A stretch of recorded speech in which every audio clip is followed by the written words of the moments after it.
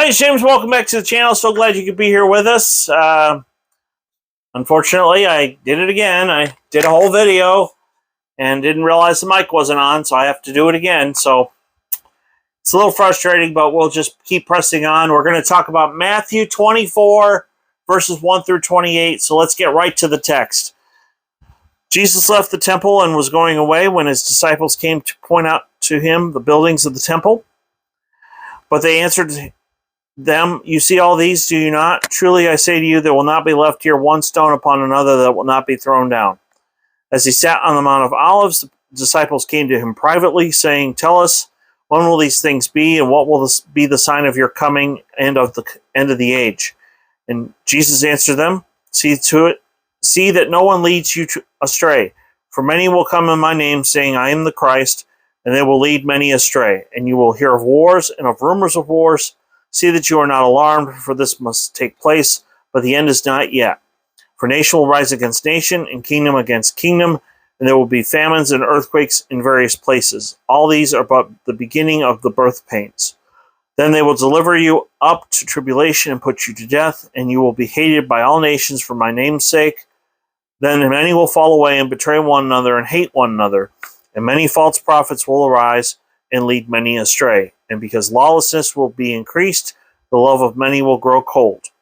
But the one who endures to the end will be saved. And this gospel of the kingdom will be proclaimed throughout the whole world as a testimony to all nations, and then the end will come. So when you see the abomination of desolation spoken of by the prophet Daniel standing in the holy place, let the reader understand. Then let those who are in Judea flee to the mountains. Let the one who is on the housetop not go down to take what is in his house, and let the one who is in the field not turn back to take his cloak. And alas, for women who are pregnant and those who are nursing infants in those days, pray that your flight may not be in winter or on a Sabbath, for then there will be great tribulation, such as not been from the beginning of the world until now, no and never will be. And if those days had not been cut short, no human being would be saved. But for the sake of the elect, those days will be cut short. That if anyone says to you, look, here's the Christ, or there he is, do not believe it. For false Christs and false prophets will arise and perform great signs and wonders, as to lead astray, if possible, even the elect. See, I have told you beforehand. So if they say to you, look, he is in the wilderness, do not go out. If they say, look, he is in the inner rooms, do not believe it. For as the lightning comes from the east and shines as far as the west, so will be the coming of the Son of Man. Wherever the corpse is, there the vultures will gather. So there's a lot of material here. My first point is Jesus talking about now or later? What I mean by that is these prophecies all came about. They all were fulfilled in the destruction of Jerusalem in 70 AD. The Zealots managed to kick the Romans out of Jerusalem, managed to keep them at bay for about 3 years, 3 to 4 years. And unfortunately, the Romans came with a much larger army. They sieged the city, they surrounded it. Basically, nothing gets in and nothing goes out. And the people inside starve to death. And when they get so weak they can't defend themselves, then the invading army comes in and kills everybody inside. And it's brutal, and it's bloody, and it's very savage. That's the best word I can describe it. So,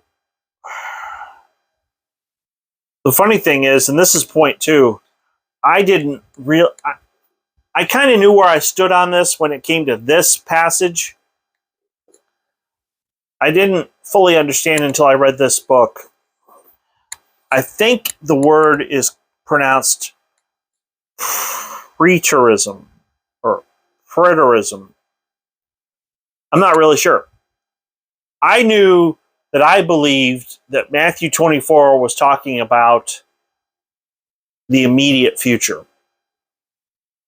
The reason I say that is because they're showing him the buildings around the temple. And Jesus said, these are all going to be destroyed.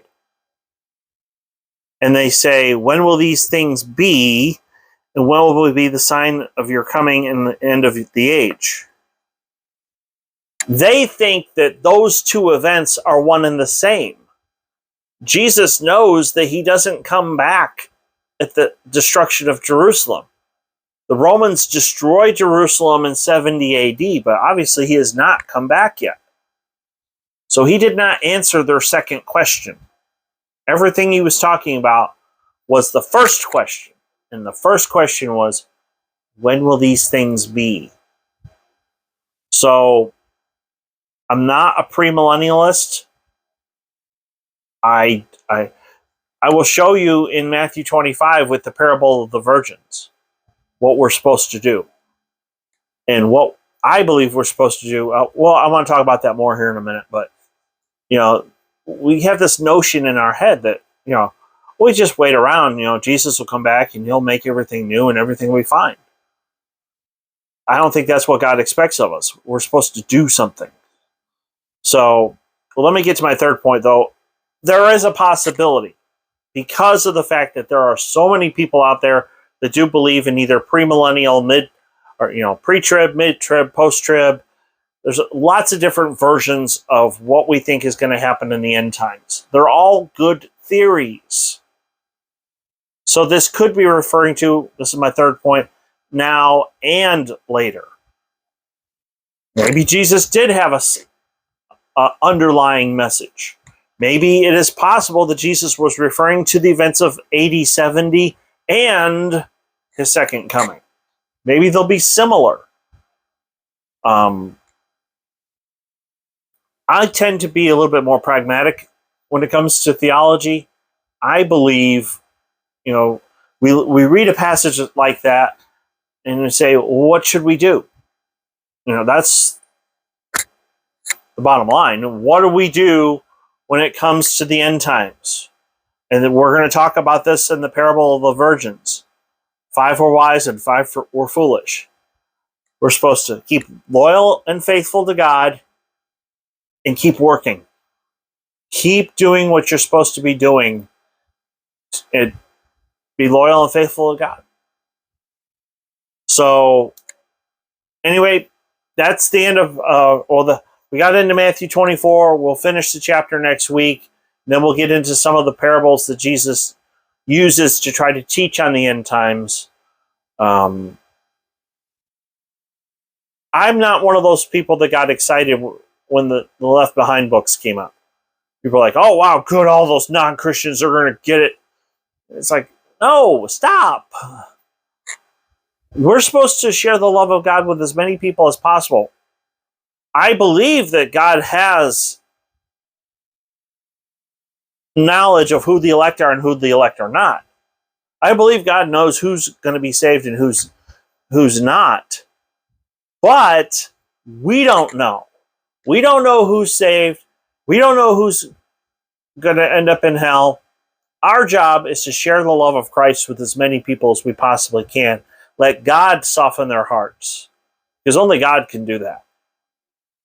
We're to proclaim the truth, let God deal with their hearts, and go from there. Because ultimately, when somebody gets saved, it's not our doing, it's what Jesus did on the cross for his people.